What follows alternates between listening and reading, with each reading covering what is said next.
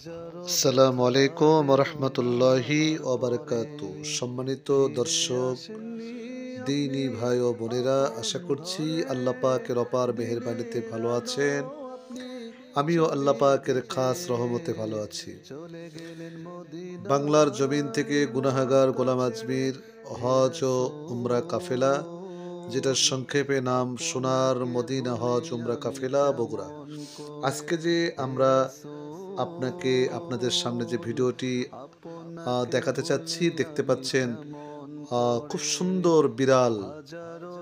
এই বিড়াল কিন্তু বাংলাদেশের কোথাও নয়, এই বিড়ালগুলো কিন্তু মদিনা শরীফের বিড়াল। এই বিড়ালগুলো অবস্থান করতেছিল সে সময় সুকে বাঙ্গালির পাশে। খুবই সুন্দর, দয়াল নবী সাল্লাল্লাহু আলাইহি ওয়াসাল্লাম বিড়ালদেরকে সাহাবারা ভালোবাসতেন। যাই হোক, এখন দেখতে পাচ্ছেন আল্লাহ পাকের সৃষ্টি কবুতর। এই কবুতরগুলো দেখতে পাচ্ছেন হাজার হাজার লক্ষ লক্ষ কবুতর কিন্তু এখানে আল্লাহ পাকের যে রাজ্জাক নামটা আছেন, এই রাজ্জাক নামের ওসিলা করে হাজার হাজার লক্ষ লক্ষ কবুতর দেখেন তাদের আহারগুলো এখান থেকে কুড়াচ্ছে, খাচ্ছেন। এই জায়গাটাকেই বলা হয় কিন্তু কবুতর চত্বর। মক্কা শরীফ কবুতর চত্বর। ভালো করে খেয়াল করবেন, মক্কা শরীফ কবুতর চত্বর।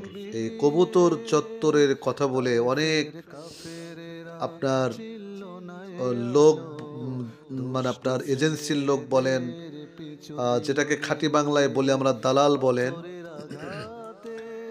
এরা কিন্তু কবুতর চত্বরের কথাই বলে যে আমি আপনাকে কবুতর চত্বরে রাখবো, কিন্তু আদৌ কি কবুতর চত্বর আপনাকে রাখে কিনা? কবুতর চত্বরটা আমি আপনাদেরকে দেখাচ্ছি ঘুরিয়ে ঘুরিয়ে, আমার ক্যামেরাটা। কবুতর চত্বরটা ঠিক ক্লক টাওয়ারের নিচেই কবুতর চত্বর, অর্থাৎ ইব্রাহিম খলিল রোডের সাথে কিন্তু কবুতর চত্বরটা। সম্মানিত দর্শকে, কবুতর চত্বরের কথা কিন্তু সবাই বলে কবুতর চত্বরে রাখবো। আসলে কবুতর চত্বরটা খুব একটা যে বড় তা নয়। আপনি দেখতে পাচ্ছেন, ক্যামেরা ধরতেছি আমি বারবার, যতটুকু দেখা যাচ্ছে যে প্রাচীর দেওয়া, এতটুকু কিন্তু কবুতর চত্বর। তবে সবচেয়ে মজার বিষয় হলো, কবুতর চত্বরের কথা সবাই বলে, আসলে কি আপনি কবুতর চত্বরে থাকতে পারেন? কবুতর চত্বরের সাথে যেগুলা বিল্ডিং গুলো আছে, এগুলোতে আপনি কি আদৌ রাখে? এটা একটু ভালো করে ফলো করবেন, খেয়াল করবেন, খুব মনোযোগ সহকারে আমার ভিডিওটি না টেনে শেষ পর্যন্ত দেখার চেষ্টা করবেন। অবশ্যই কিছু না কিছু উপকৃত হবেন।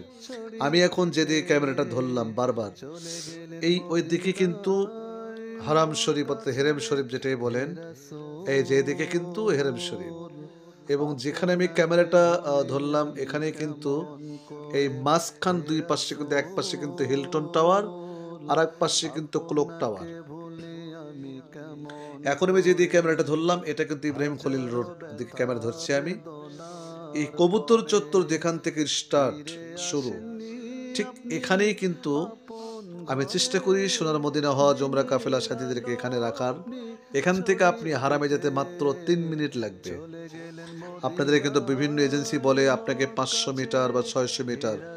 600 মিটার 500 মিটার কিন্তু অনেক দূর, আপনি একটু খেয়াল করে দেখবেন। তো যাই হোক, হজের সময় উমরাতে আমি এখানে রাখি, হজের সময় কিন্তু ঠিক এই মিসফালাতে কবুতর চত্বরের পাশেই একটু পরে রাখি। তো যাই হোক, এখন যে দৃশ্যটি আপনারা দেখতে পাচ্ছেন, এটা কিন্তু জুমার নামাজের পরে হেরাম শরীফের ঠিক বিন দাউদ শপিং মলের পাশে, দাউদ শপিং মলের পাশে এটা কিন্তু এই সাইডটা কিন্তু এটা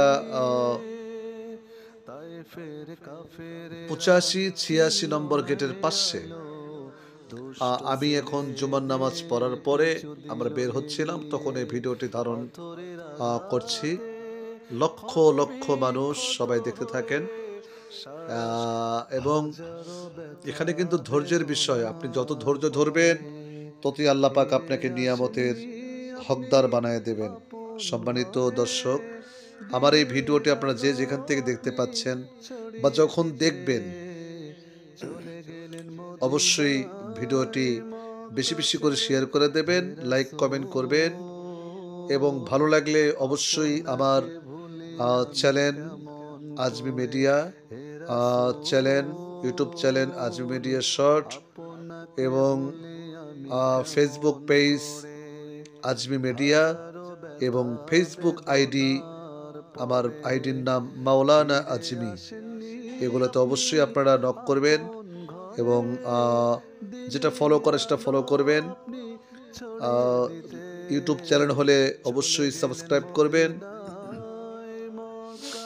ফেসবুক আইডি হলে অবশ্যই ফ্রেন্ড রিকোয়েস্ট দেবেন, ফ্রেন্ড হয়ে যাবেন। এখন যে বিল্ডিংগুলো দেখতে পাচ্ছেন, এই বিল্ডিংগুলো কিন্তু একেবারেই হারামের সাথে লাগানো 5 স্টার হোটেল বলে এগুলা।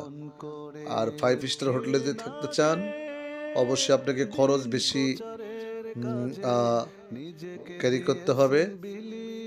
অবশ্যই খরচ আপনাকে বেশি আপনাকে দিতে হবে। তো যাই হোক, আসলে কতটা সুন্দর, কার ইচ্ছে হয় যে সোনার মক্কা শরীফে গিয়ে আমি নামাজ পড়বো, করে 1 রাকাত নামাজ পড়লে 1 লক্ষ রাকাতের সওয়াব। সম্মানিত দর্শকের ভিডিওর মারফতে আমি জানাতে চাই, যারা অল্প খরচের মধ্যে রমজানে রোজাও রাখতে চান, রমজান উমরাও করতে চান, তাহলে তাদের জন্য একটা সুবর্ণ সুযোগ। শবে বরাতের পরই একটা কাফেলা আছে, সে কাফেলাতে গেলে আপনি অবশ্যই কম খরচের মধ্যেই রমজানেও ওখানে 2-1টি রমজান পালন করতে পারবেন, উমরা করতে পারবেন। আর রমজানে যারা যাবেন তাদের খরচটা অবশ্যই আপনাদের অনেক বেশি। তো অবশ্যই আপনারা যোগাযোগ করবেন, অবশ্যই একটা নির্ভরযোগ্য কাফেলার সঙ্গে যাওয়ার চেষ্টা করবেন। সব যেন পঙ্কুনুপুঙ্খ আদায় করতে পারেন। আল্লাহ আপনাকে বোঝার তৌফিক দান করুক। আসসালামু আলাইকুম ওয়া রাহমাতুল্লাহি ওয়া বারাকাতুহু।